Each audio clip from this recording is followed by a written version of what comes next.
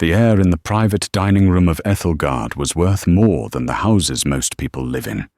It was thick with the scent of money ambition and barely concealed panic.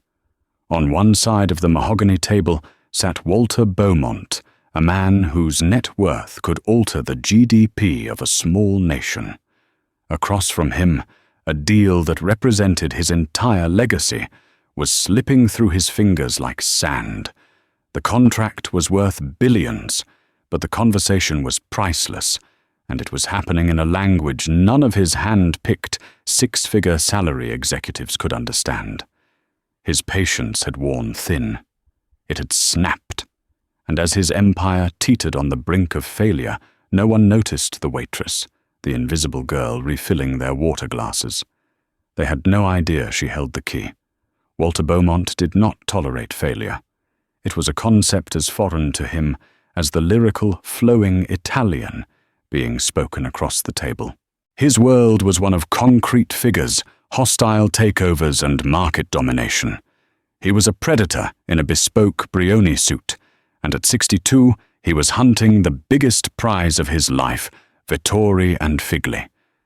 It wasn't just another acquisition for his behemoth corporation, Beaumont Global Ventures. It was a pilgrimage. His late father, a stone mason who had scraped his way out of poverty, had owned a single Vettori wallet. It was his only luxury, a symbol of the quality and heritage he dreamed of one day affording his family. Acquiring the centuries-old Florentine leather goods company was Walter's final, monumental tribute to the man who had laid the foundation of his empire. It was personal. That was why the silence from his side of the table was so infuriating. Someone. Walter's voice was a low growl, a rumble of thunder promising a storm. Tell me what in God's name he just said. He glared down the table at his executive team. There was Blake Harding, his vice president of European operations, a man whose ambition was only exceeded by his perfectly coiffed hair and blindingly white teeth. He was supposed to be the point man on this. He was the one who had assured Walter, "The language barrier is a non-issue, sir. I have the best." The best, a so-called elite interpreter from a high-priced firm, had called 30 minutes before the meeting with a story of a sudden, debilitating illness. A convenient illness, Walter suspected. Blake squirmed. "Sir, as I explained, Mr. Rossi had an emergency.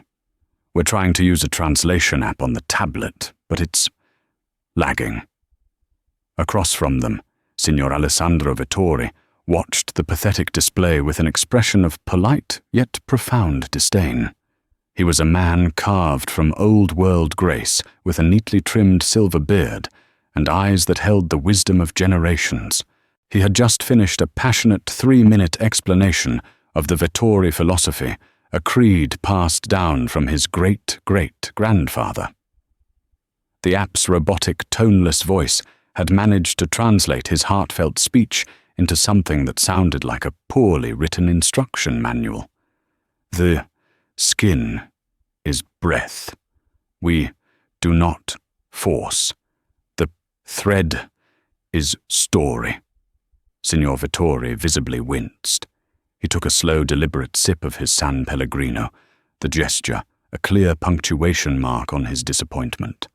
He had agreed to this meeting in New York as a courtesy, but had been clear that the soul of his company was Italian. To him, the language was not a mere collection of words. It was the vessel of that soul.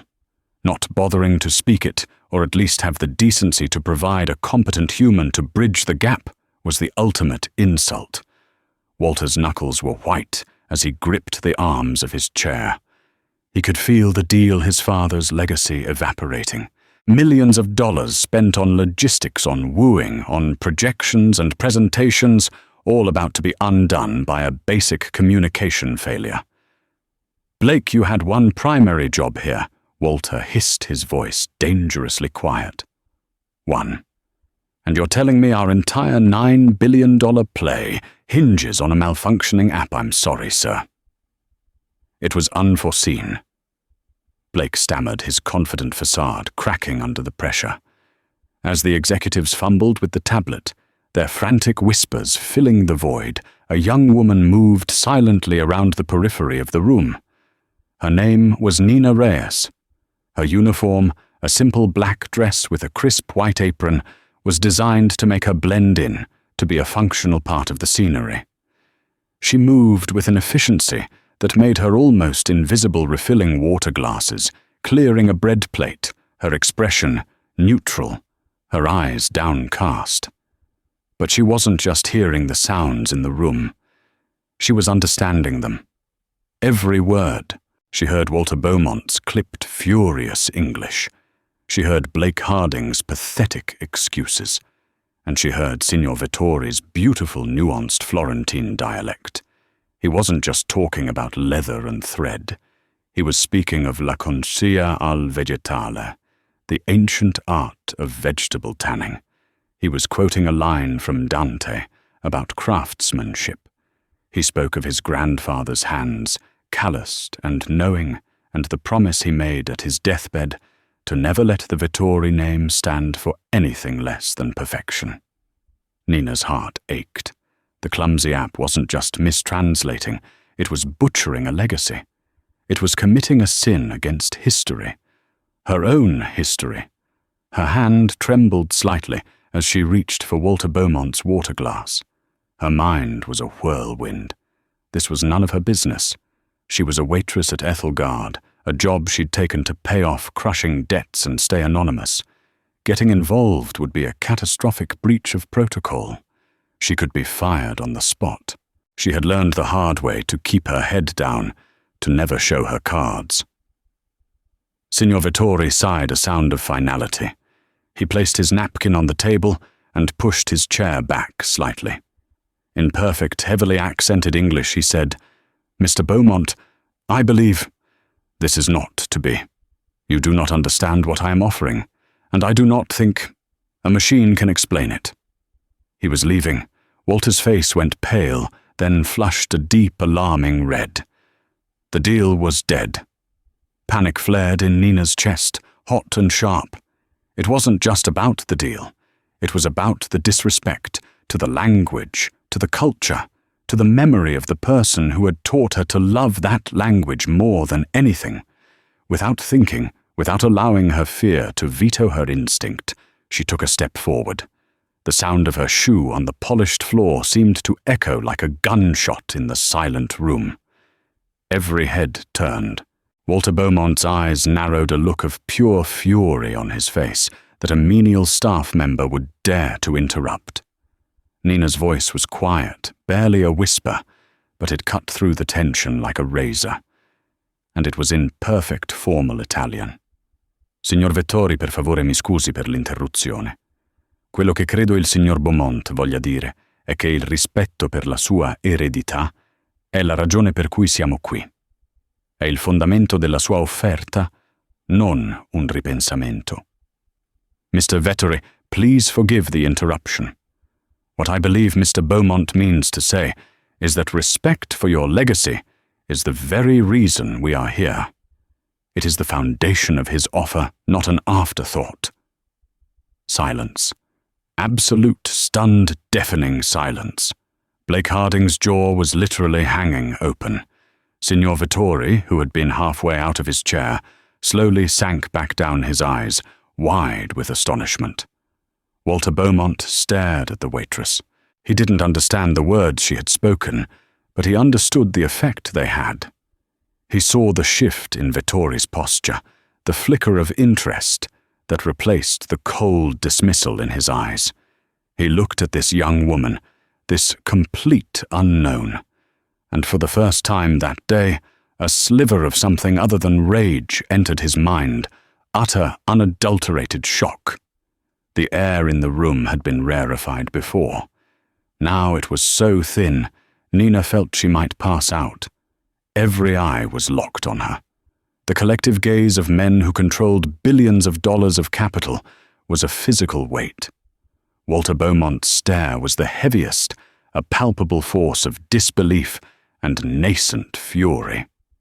A king on his throne disturbed by a scullery maid.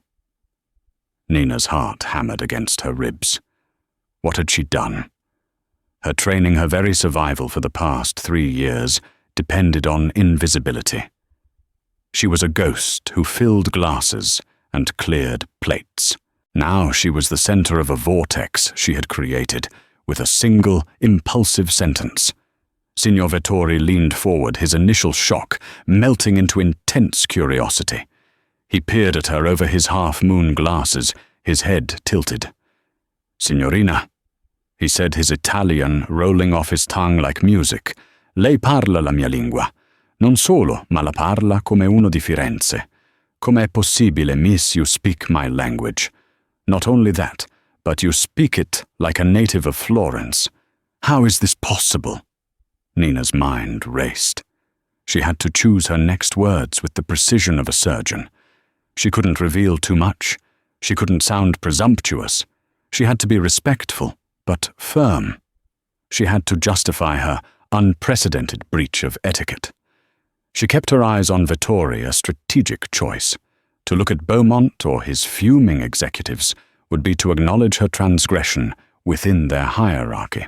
By engaging only with Vettori, she was operating on a different plane, one of language and culture. La mia nonna, signore, era di Oltrarno. Mi ha insegnato tutto quello che so. My grandmother, sir. She was from the Oltrarno district. She taught me everything I know. She saw a flicker of recognition in his eyes at the mention of the historic Florentine neighborhood. It was a small connection, a tiny seed of rapport. Walter Beaumont had heard enough. He didn't need to understand the words to know a conversation was happening without him. He was no longer in control, and it was intolerable. Enough, he barked, slamming his hand flat on the table. The water glasses jumped. What is going on? What did you say to him? He pointed a thick, accusatory finger at Nina. Who the hell are you? Nina finally turned to face him.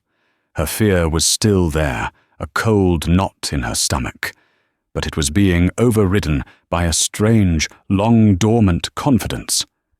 The confidence of competence.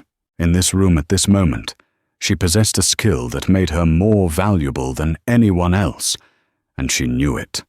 "My name is Nina Reyes, sir," she said, her voice clear and steady. "I apologized to Signor Vettori for the interruption. I told him that I believed you intended to say that your respect for his legacy is the foundation of your offer, not an afterthought." Beaumont's eyes narrowed. "You believed I intended to say that?" "Yes, sir," Nina said, meeting his gaze without flinching. "Based on the research I did on Vettori and Figli after I saw your reservation this morning. I understood that tradition and family honor were paramount to them." Blake Harding saw his opening. He scoffed a nasty, condescending sound. "Sir, with all due respect, this is absurd. She's a waitress. What could she possibly know? This is highly irregular and unprofessional. For all we know, she could be misrepresenting everything, trying to sabotage the deal herself." He was trying to paint her as an unknown variable, a threat. It was a desperate, transparent attempt to deflect from his own incompetence. But his jab had the opposite effect on Signor Vettori. The old Italian's eyes, which had been warming to Nina, now turned cold as he looked at Blake. Vettori understood corporate power plays better than anyone. He saw a young shark trying to devour a potential savior out of pure ego. Vettori spoke again this time, directing his Italian at Nina, but ensuring the entire table heard his authoritative tone. "Signorina Reyes ignori l'uomo piccolo. Per favore, mi dica cosa stava cercando di comunicare il traduttore macchina riguardo alle mani di mio nonno. Miss Reyes, ignore the small man. Please tell me what was the machine translator trying to communicate about my grandfather's hands. It was a test, a complex emotional concept he knew the app would have mangled." Nina took a deep breath. This was it. She closed her eyes for a second, picturing her nonna so fair in her small, sun-drenched kitchen, the scent of garlic and rosemary in the air, her hands wrinkled and deft rolling pasta dough. She channeled her grandmother's voice, her spirit. She turned to Beaumont. Sir Signor Vettori was explaining that the soul of his company resides in the generational knowledge passed down through touch. He spoke of his grandfather's hands, how they could feel the temper of the leather, how they knew the precise tension for a perfect stitch without measuring. He said that this tactile knowledge, this sapere delle mani, is the true inheritance he is offering. It's not something that can be digitized or replicated in a factory. He fears that a large corporation like yours will see his artisans as a line item, not as living libraries of a dying art. She then turned back to Vettori and seamlessly translated Beaumont's initial intent, but infused it with the respect he deserved. Signor Vettori, l'intenzione del signor Beaumont non è mai stata quella di cancellare questa conoscenza, ma di preservarla, di darle un palcoscenico globale. Vede i suoi artigiani non come una spesa, ma come il tesoro più grande della sua azienda. L'obiettivo è proteggere il sapere delle mani, non sostituirlo. Mr. Vettori, Mr. Beaumont's intention was never to erase this knowledge, but to preserve it, to give it a global stage. He sees your artisans not as an expense, but as the greatest treasure of your company. The goal is to protect the knowledge of the hands, not replace it. The room was silent. Nina had done more than translate. She had interpreted, empathized, and bridged a cultural chasm. She had taken the raw, aggressive intent of an American billionaire and rephrased it in the language of legacy and honor that an old-world Italian patriarch would understand. Walter Beaumont stared at her, his expression unreadable. He was a man who dealt in assets and liabilities. For the last hour he'd been hemorrhaging assets. Suddenly, out of nowhere, a waitress had walked out of the shadows and handed him the most valuable asset in the world understanding. He looked at Signor Vettori, who was now nodding slowly, a thoughtful, considered expression on his face. The deal wasn't saved yet, but it was no longer dying. It was on life support, and Nina Reyes had her hand on the plug. Beaumont made a decision. It was unorthodox, unprecedented, and probably insane. But he didn't get to where he was by playing by the rules. He gestured to the empty chair beside him, the one that had been reserved for the high-priced, no-show interpreter. Miss Reyes, he said, his voice stripped of its earlier anger, replaced by a cold, calculating pragmatism. Sit down. You're not a waitress anymore. He glanced at Blake, a look of pure ice in his eyes. You work for me now. Sitting at the mahogany table was like stepping onto another planet. The starched linen napkin felt alien in Nina's lap. An hour ago, her universe had been defined by the swinging kitchen doors, the weight of trays, and the polite, deferential murmur of, "Excuse me, sir." Now she was at the epicenter of a multi-billion-dollar negotiation, the unexpected linchpin holding the entire fragile structure together. Walter Beaumont was a man of terrifying efficiency. Once he had made his decision, the shift was immediate and absolute. Get her a notepad? Water. Someone tell the manager she's with us now. Handle her wages for the day he commanded. And his executives, including a shell-shocked Blake Harding, scrambled to obey. Blake placed a leather-bound notepad and a pen in front of her, with the pinched expression of someone being forced to crown his own usurper. The meeting resumed, and Nina found a strange rhythm. It was a high-wire act. She had to listen intently to Vettori's eloquent, often poetic Italian full of idioms and historical references, and then distill it for Beaumont. Then she had to take Beaumont's blunt, numbers-driven, American business speak and reshape it, imbuing it with the diplomatic grace necessary to not offend the Italian. She wasn't just a conduit, she was an alchemist, turning lead into gold. When Beaumont said, "Tell him our Q4 logistics chain can increase his production output by 200%, Nina translated it as, "Signor Beaumont è profondamente impressionato dalla vostra attuale maestria e desidera offrire le sue risorse per garantire che più persone nel mondo possano apprezzare un'opera d'arte, Vettori. Mr. Beaumont is deeply impressed by your current mastery and wishes to offer his resources to ensure that more people in the world can appreciate a Vettori work of art. When Vettori lamented, i miei uomini lavorano con l'anima. Non sono macchine. Temo che la richiesta di una crescita così rapida possa spezzare il loro spirito. My men, they work with their souls. They are not machines. I fear the demand for such rapid growth might break their spirit. Nina conveyed it to Beaumont as Signor Vettori holds the well-being of his craftsmen as his highest priority. He's concerned that scaling too quickly could compromise the artisanal integrity and morale that makes the brand what it is. He's essentially asking how you'll protect his people.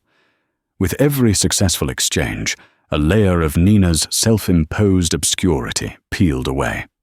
The tentative waitress was being replaced by someone else, someone she hadn't let out in years, the scholar, the linguist, the girl who used to spend her weekends in the Columbia University Library, losing herself in the etymology of forgotten dialects, her heart soaring with the sheer joy of it. That girl had been full of dreams.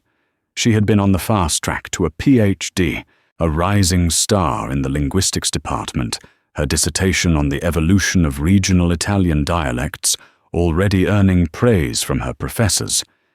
She had a future. And then, in the space of a single brutal winter, it had all burned down. As she translated a complex clause about supply chain management, her mind flashed back. The image was so vivid it almost made her stumble over a word. The sterile white of a hospital room, the rhythmic, agonizing beep of a heart monitor.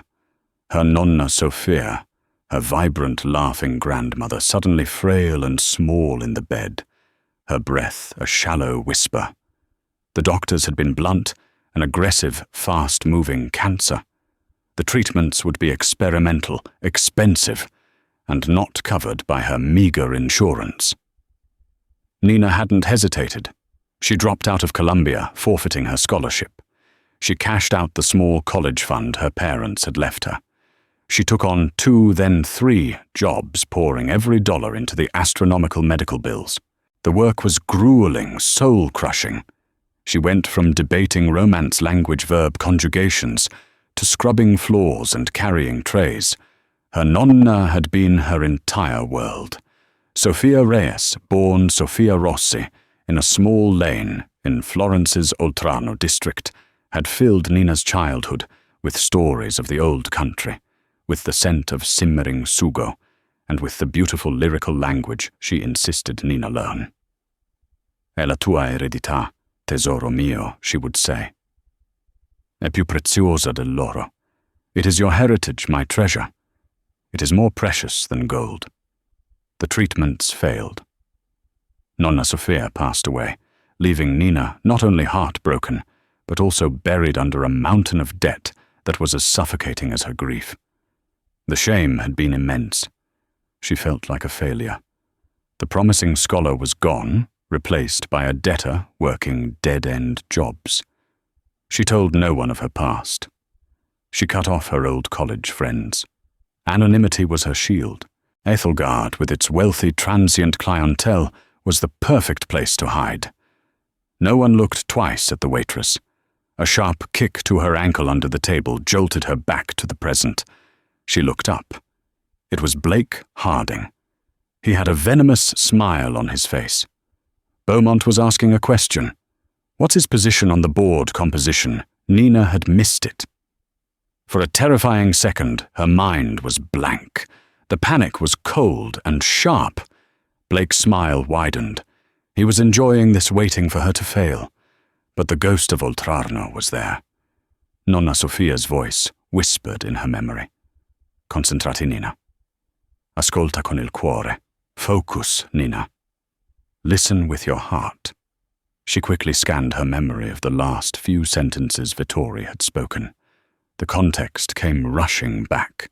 Board composition, control, family. She recovered instantly. My apologies, sir.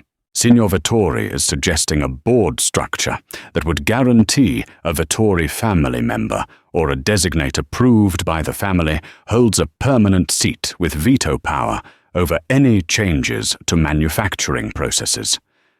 Beaumont grunted, considering it. Blake's smile vanished, replaced by a flicker of grudging respect mixed with pure hatred. He had tried to trip her, and she hadn't even stumbled. As the meeting wore on, Nina noticed something else. Signor Vittori was watching her with a peculiar intensity. It was more than just appreciation for her language skills. It was a deep, searching look, especially when she used a particular turn of phrase or idiom taught to her by her grandmother. They were taking a short break while Beaumont conferred with his legal counsel on the phone. Vittori beckoned her over to the window, which overlooked the bustling New York street below. Signorina Reyes, he began, his tone gentle. Mi perdoni la domanda personale, ma sua nonna Sofia. Qual era il suo cognome da nubile, Miss Reyes? Forgive the personal question, but your grandmother, Sofia, what was her maiden name? Nina frowned slightly. It was an odd question. It was Rossi, sir. Sofia Rossi. A strange, unreadable emotion crossed Vittori's face. It was a complex tapestry of nostalgia, surprise, and something that looked almost like pain. Rossi, he repeated the name, a soft echo from the past. From Oltrarno. I see. He said nothing more, turning to look out the window, lost in a memory that was clearly decades old. Nina stood beside him, a sense of unease creeping over her. She had the distinct feeling that she had just unlocked a door without having any idea what lay behind it. She had stepped into this room to translate a business deal, but she was beginning to realize she might be translating a history she knew nothing about, a history that was somehow inextricably linked to her own. While Nina was navigating the complex currents of language and memory, Blake Harding was navigating the digital corridors of the internet with the ferocity of a shark that has scented blood. He was humiliated. A waitress and nobody had not only shown him up in front of Walter Beaumont, but had effectively taken his place at the table. His carefully constructed image as the competent, indispensable executive was in tatters. He excused himself from the room under the pretense of making a logistical call, but his real purpose was far more insidious. He retreated to an empty corridor, his fingers flying across the screen of his phone. He needed to destroy her, not just discredit her, but annihilate her credibility so completely that Beaumont would have no choice but to discard her.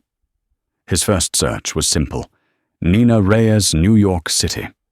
It yielded thousands of results, a digital haystack. He narrowed it.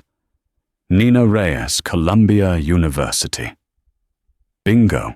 He found her name in a few old articles on the university's website. A Dean's List announcement from 6 years ago. A small feature on a language department symposium where she was praised as a once-in-a-generation talent. The article quoted her professor, a Dr. Alistair Finch, gushing about her profound and intuitive grasp of linguistic nuance. This was bad. It meant she was legitimate. But Blake was a master at twisting truths. He kept digging, moving from the university's public site to more invasive background check databases his firm kept on retainer. He was looking for the cracks, and then he found it. The precipice where her brilliant academic career had simply ended. One semester she was a star, the next she was gone. No graduation record, no degree conferred, just an abrupt digital silence. Below it, a string of addresses in less than prestigious neighborhoods and a work history that was a litany of service industry jobs, barista coat check girl, and finally waitress at Ethelgard. And then the payload. A red flag popped up in a financial background check, a massive 6-figure debt to a collection agency that had purchased medical liabilities from St. Vincent's Hospital. Blake leaned against the wall, a cruel, triumphant smile spreading across his face. This was it. This was the weapon he needed. He could paint the perfect picture for a man like Beaumont, a man pathologically obsessed with risk assessment. A brilliant student who suddenly and inexplicably drops out of a prestigious program. A woman swimming in debt. What does that spell? Instability, unreliability, desperation. He could sow the seeds of doubt. Why did she really drop out, Walter? Was there an incident, an academic scandal? People like that don't just throw away a future. And the debt? A person that desperate might do anything for money. Are we sure she's not recording this conversation? Could she be selling information to a competitor? We know nothing about her. It was perfect. He wouldn't even have to lie, just arrange the facts in the most damaging way possible. He would present himself as the vigilant executive, the one concerned with the company's security, while everyone else was charmed by the linguistic prodigy. He would be the one who saved Beaumont from his own impulsive decision. When he returned to the private dining room, the atmosphere had shifted. The initial tension was gone, replaced by the productive hum of a deal inching toward closing. Nina and Vittori were conversing in low, comfortable Italian, clarifying a point about the preservation of the Vittori archives. Beaumont was watching them, not with suspicion, but with a look of grudging admiration. He was a man who respected results, and Nina was delivering them. This only fueled Blake's urgency. He needed to act before she became truly indispensable. He waited for the right moment. It came when Beaumont and Vittori were finalizing the broad strokes of the agreement, the moment of maximum optimism. "Walter." Blake interjected his voice, laden with faux concern. "Before we go any further, I feel it's my duty to raise a security issue." Beaumont looked up annoyed by the interruption. "What is it, Blake?" "It's about Miss Reyes," he said, keeping his tone measured and professional. He avoided looking at Nina as if discussing a problematic piece of equipment. "I took the liberty of running a preliminary background check, just basic due diligence, and there are some significant red flags." Nina's blood ran cold. She felt a familiar, sickening lurch in her stomach, the same feeling she'd had every time she opened an overdue bill. Beaumont's gaze hardened. "Red flags, get to the point. She's a dropout, sir," Blake said, dropping the first bomb. "A brilliant student at Columbia's linguistics department by all accounts, and then she vanished from the program just shy of her graduation. No degree, no explanation." He let that sink in before continuing. "More pressingly, she is carrying an enormous amount of personal debt. Medical debt, it seems. The kind of financial pressure that can make a person unpredictable." He finally looked at Nina, his eyes cold and clinical. "We have an undocumented, unvetted individual sitting in on one of the most sensitive negotiations in this company's history. We have no idea why she left her promising academic career, and we know she is in a position of extreme financial desperation. I have to ask, is this a risk we're willing to take?" The accusation hung in the air, thick and poisonous. He hadn't called her a spy or a thief, but he had planted the idea perfectly. The image of the brilliant savior was now tainted with the shadow of the desperate, unstable dropout. Walter Beaumont's expression was impossible to read. The warmth that had been building in the room was gone, sucked out, as if by a vacuum. He looked from Blake, the picture of corporate vigilance, to Nina, whose face had gone pale. His entire world was built on mitigating risk. It was the gospel he lived by. And Blake had just handed him a Bible's worth of it. Nina felt trapped. To explain her past would be to parade her grief and failure in front of these powerful men. It would be a plea for pity which she wouldn't give them. But to stay silent would be to admit guilt. But before she could speak, another voice cut through the tension. It was Signor Vettori. He had been listening to Blake's entire speech with a look of growing disgust. Signor Harding Vettori said, his English now sharp and precise, all trace of the affable old man gone. In my country we have a saying, quando il dito indica la luna, lo sciocco guarda il dito. When the finger points to the moon, the fool looks at the finger. He turned his piercing gaze on Beaumont. This young woman has been the moon for you today, Walter. She has illuminated the path between us. This Siocco wants you to look only at the finger. He gestured dismissively at Blake. He speaks of risk. The only risk I have seen today was when your company was about to implode due to the incompetence of your own chosen people. The only desperation I see is his. Vettori then looked at Nina, his expression softening again. And he speaks of her past. I too am interested in her past, for a different reason. He reached into his breast pocket and pulled out an old, worn leather wallet. It was a Vettori, but an ancient design, the leather burnished to a soft patina by decades of use. He opened it, and from a hidden flap, he carefully extracted a small black and white photograph, its edges yellowed with age. He slid it across the table toward Nina. It was a picture of a young woman, no older than 20, with a radiant smile and dark, intelligent eyes. She was standing in front of the Ponte Vecchio in Florence. Nina gasped. Her breath hitched in her throat. It was her nonna.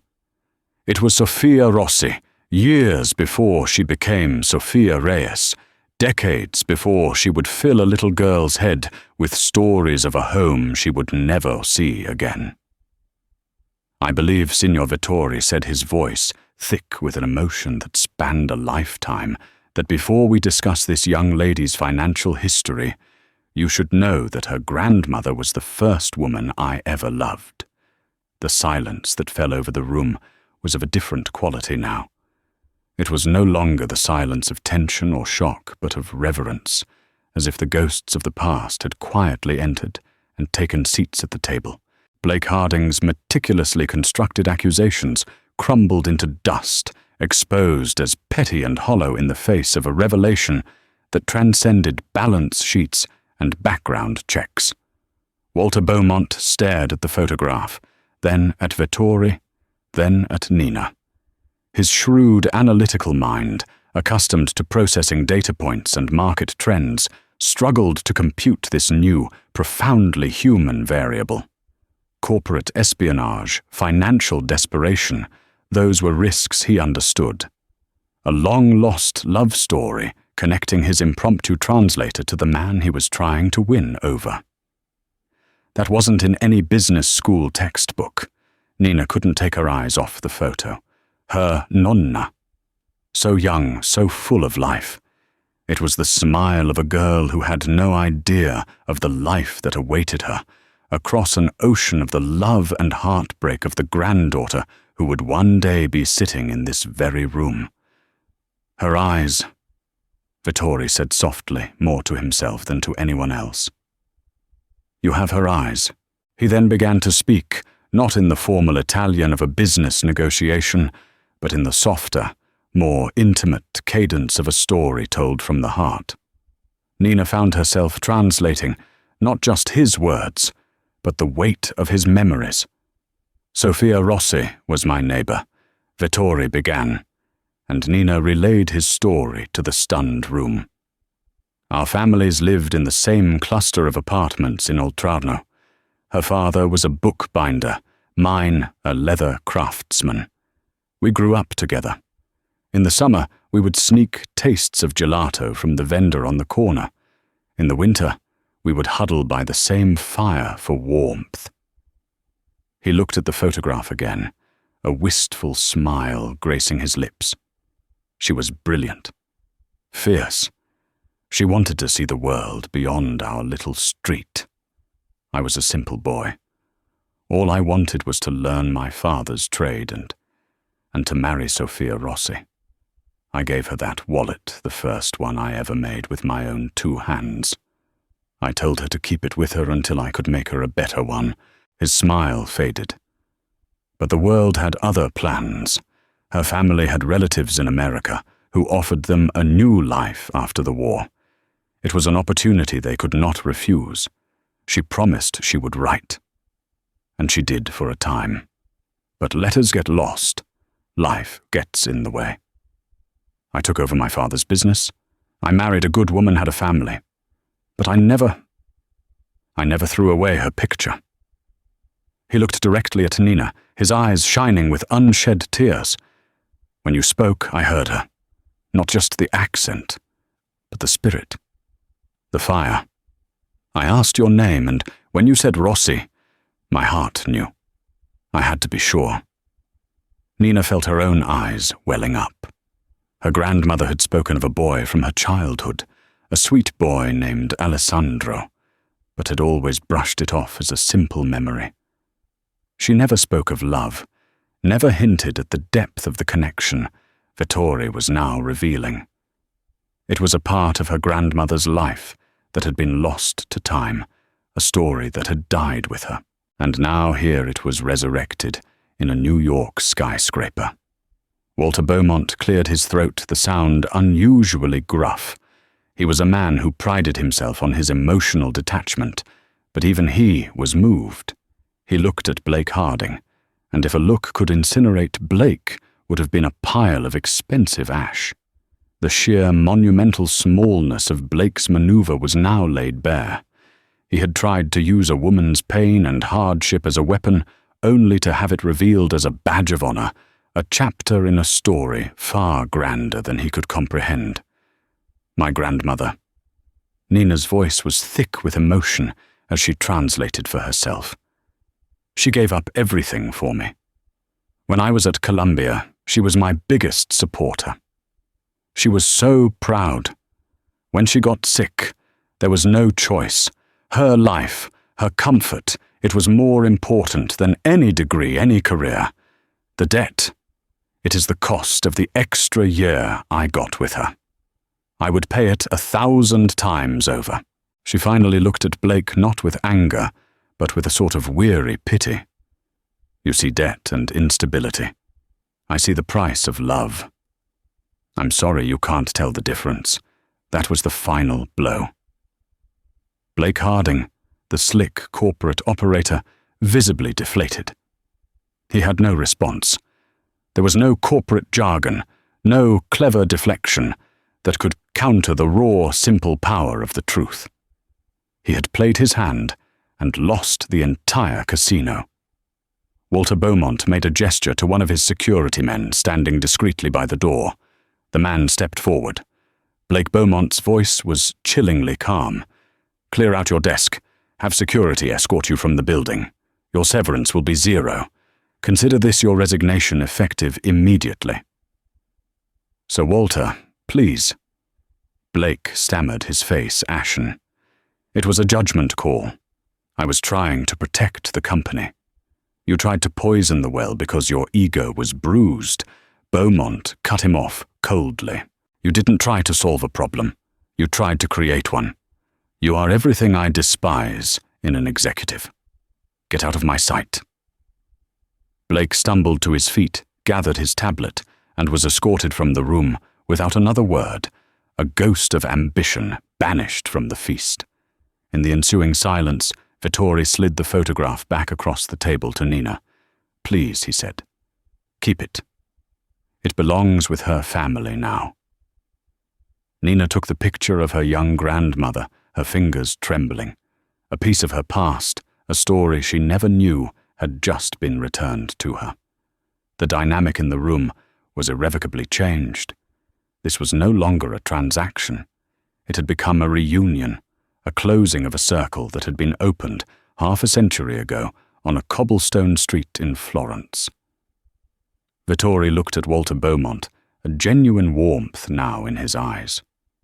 "Walter," he said, using his first name for the first time. "My company is my family. It is built on trust history and a respect for the soul of the work. For hours I did not believe you understood that. But you do." He gestured toward Nina. "Because when you had the chance, you trusted her. You looked past the uniform and saw the person. You listened." He straightened his tie and gave a decisive nod. "Let us have our lawyers draft the papers," Vittori announced. "You have proven you are a worthy custodian of my family's legacy. Vittori and Figli is yours." The signing of the final papers was a formality, an anticlimax after the emotional earthquake that had preceded it. Lawyers were summoned, clauses were clarified, and signatures were applied to documents that shifted billions of dollars and the ownership of a 150-year-old legacy. But the real currency that had closed the deal was not financial. It was the shared history, resurrected by a waitress who spoke an old language. As the lawyers packed their briefcases, Walter Beaumont, Alessandro Vittori, and Nina Reyes remained at the table. The opulent private dining room now felt less like a corporate battlefield and more like a quiet sanctuary. Beaumont, a man notoriously unsentimental, seemed different. The hard, granite-like exterior had softened, revealing a man who was, for the first time, in a long time, contemplating something other than profit and loss. He was thinking about his father's worn Vittori wallet and about the invisible threads that connect generations. "Miss Reyes?" "Nina," he began, his voice lacking its usual commanding bark. It was quieter, more thoughtful. "I owe you an apology." Nina looked up, surprised. "Sir." When Harding made his accusations, Beaumont continued, looking her straight in the eye. For a moment I hesitated. I let the risk analysis part of my brain take over. I saw you as a variable to be managed, not as a person. I was wrong. What you did for your grandmother, that's not a red flag. That's character. The kind of character I want in my company." He paused, leaning forward. "The job I offered you is still on the table. But I'm amending the offer. Head of translation is too small a title for what you do. You don't just translate words, you translate culture, you translate intent, you build bridges. I'm creating a new position, Director of Cultural Liaison and Integration for Beaumont Global Ventures. You'll oversee all our international acquisitions, ensuring that we don't just buy companies, but that we understand and preserve their identities. You'll report directly to me." He named a salary that made Nina's head spin. It was a figure that didn't just erase her debt, it obliterated it and laid a foundation for a future she hadn't dared to dream of in years. It was more than money. It was a restoration. It was the life she was supposed to have returned to her in a way she could never have imagined. Tears welled in Nina's eyes, but for the first time in a long time, they were not tears of grief or stress. They were tears of overwhelming cathartic relief. "Sir, I don't know what to say." "Say yes," Beaumont said, a rare small smile touching his lips. Before she could answer, Signor Vittori spoke up, a playful twinkle in his eye. "One moment, Walter. I believe I should make a counter-offer." Beaumont raised an eyebrow. Nina Vittori said, his tone warm and paternal. "My children run the business side of things now. They are smart, but their heart is in spreadsheets, not in the workshop. I am getting old, and I want to ensure the soul of our craft is passed on. I would like to offer you a position as curator of the Vittori archives in Florence. You would be responsible for preserving our history, for telling our story to the world. And, he added softly, you would be living in your grandmother's city. You would be coming home. He wasn't offering as much money as Beaumont, but he was offering something else entirely. He was offering roots, a connection to her own heritage. Nina was stunned into silence. 2 doors had just opened in front of her, each leading to a life she thought was lost forever. One was a path to power, influence, and financial security in the city she knew. The other was a path to her past, to her grandmother's world, a life of history and artistry. She looked at the photograph of the young Sophia Rossi still on the table in front of her. She thought of her nonna's stories, the scent of her cookings, the love of language she had instilled in her. Then she looked at Walter Beaumont, a difficult, demanding man, who had in the end recognized her worth and given her a chance when no one else would. She realized she didn't have to choose one or the other. She could build a bridge. Taking a deep breath, she looked at both men. Mr. Beaumont, Signor Vittori, thank you. Both of you. She turned to Beaumont first. Sir, I will accept your offer on one condition. Beaumont nodded, intrigued. Name it. I want to structure the Vittori integration personally, she said, her voice filled with a new quiet authority. And to do that, I need to spend the first 6 months on site. In Florence. I want to work with Signor Vittori. I want to learn the archives, understand the artisans, and breathe the air my grandmother breathed. I will build the bridge between our companies from the ground up, ensuring the Vittori soul is the blueprint for its future. After that, I will return to New York to apply that model to all your international operations. It was a bold proposal. She was not just accepting a job, she was defining it. She was negotiating with a billionaire and a patriarch as their equal. A slow, broad grin spread across Walter Beaumont's face.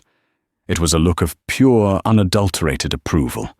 He had offered her a job, and in return, she had given him a strategy. This was the kind of person he'd been looking for his whole life. Done, he said, without hesitation. Signor Vittori beamed, clapping his hands together. Magnifico, he exclaimed. Walter, you haven't just bought a company. You have gained a visionary. And I, he said, looking at Nina with deep affection, have gained a granddaughter. He stood and extended his hand to Nina. As she took it, he squeezed it gently. Welcome home, Nina Reyes. 6 months later, the Florentine sun streamed through the large arched window of the Vittori and Figli workshop, illuminating dust motes dancing in the air like tiny golden sprites. The room smelled of aged leather beeswax and linseed oil, a scent that Nina now associated with home. Her life had transformed so completely it felt like a dream. The first few weeks had been a whirlwind. Walter Beaumont had been true to his word. The moment the deal was finalized, he had his finance department wire a sum to Nina's account that cleared her debts overnight. The phone calls from collection agencies stopped. The suffocating weight she had carried for 3 years simply vanished. Arriving in Florence felt less like a business trip and more like a pilgrimage. Alessandro Vittori, who insisted she call him Zio Uncle, had met her at the airport himself. He set her up in a beautiful apartment in Oltrarno, on the very street where her grandmother had been born. Walking those cobblestones for the first time, Nina felt a profound sense of connection, as if the stones themselves remembered her family. Her work was not in a sterile corporate office, but in the heart of the laboratorio. She spent her days not with executives, but with the artisans, men and women, whose hands held generations of knowledge. She didn't just observe, she learned. She learned to distinguish between different types of hide by touch, to mix the natural dyes, and to appreciate the rhythmic poetry of a hand-stitched seam. And she spoke Italian. She spoke it all day, every day. She shared lunches of pasta and local wine with the craftsmen, listening to their stories. She spent long evenings with Alessandro, poring over the company archives, old ledgers, original designs and letters from a century ago. She was not just curating a history, she was absorbing it. She created the Vettori Integration Bible for Beaumont Global Ventures. It was unlike any corporate document Walter had ever seen. It had sections on the cultural importance of the lunch break biographies of every single artisan, and a detailed explanation of why rushing the tanning process by even a single day was an unforgivable sin. It was a document about protecting a soul, not just absorbing an asset. Walter Beaumont, for his part, was a changed man. He visited Florence twice during Nina's 6-month stay. He walked through the workshop not as a conqueror, but as a student. He listened, truly listened, as Nina translated the artisan's passionate explanations. He touched the leather, watched the work, and for the first time, he fully understood what he had bought. He understood his father's reverence for that single old wallet. On his last visit, he and Nina sat in a small piazza, drinking espresso. "You know," Walter said, watching the bustle of Florentine life around them. "I spent 40 years building an empire out of concrete and steel stocks and bonds. I thought that was legacy. But this," he gestured to the ancient buildings, the vibrant culture. "This is different. This lasts." He looked at Nina, her face glowing with a confidence and peace he hadn't seen in the terrified waitress from Ethelgard. "You didn't just save a deal, Nina. You reminded me what the whole point of it was. You taught an old dog a new language." Nina smiled. "It was always in you, sir. You just needed the right translator." Her 6 months were coming to an end. A corner office on the top floor of Beaumont Tower in New York was waiting for her. She was ready. She was no longer hiding from her past, or ashamed of her story. Florence had given her back her heritage, and in doing so had given her back herself. She was the granddaughter of Sophia Rossi, the prodigy from Columbia, and the director of cultural liaison for a global empire. She was all of those things. On her last evening, Alessandro took her to the Ponte Vecchio, the same bridge where the photo of her grandmother had been taken so many years ago. The sun was setting, casting a warm, honeyed light over the Arno River. "Your Nonna Alessandro," said his voice, soft with memory. "She would be so proud of you. You have her courage. You took her legacy, the language she gave you, and you built a bridge between worlds with it." Nina looked out at the ancient city, her heart full. She thought of that day in the restaurant, the moment of terror and impulse when she had stepped out of the shadows. It was a single choice, a single sentence that had changed everything. It proved what her grandmother had always told her, that heritage was more precious than gold. It was a key, and all you had to do was be brave enough to turn it in the lock. She had finally unlocked her own. That single moment in a quiet dining room shows us that the most extraordinary abilities can be hidden in the most unexpected people. Nina Reyes wasn't just a waitress. She was a keeper of a legacy, a scholar of a language that meant more than words. Walter Beaumont wasn't just a ruthless billionaire. He was a son trying to honor his father's memory. Their story is a powerful reminder that true value isn't always found on a balance sheet. It's in our history, our culture, and the courage to speak up when it matters most. It teaches us to look past the uniform to see the person, and to never ever underestimate the quiet ones in the room. If this story of hidden talents and unexpected destiny moved you, please give this video a thumbs up. Share it with someone who appreciates a story of triumph, and don't forget to subscribe for more tales that uncover the extraordinary in the ordinary. Let us know in the comments below, what's a hidden skill you have that might surprise people? We'd love to hear your story.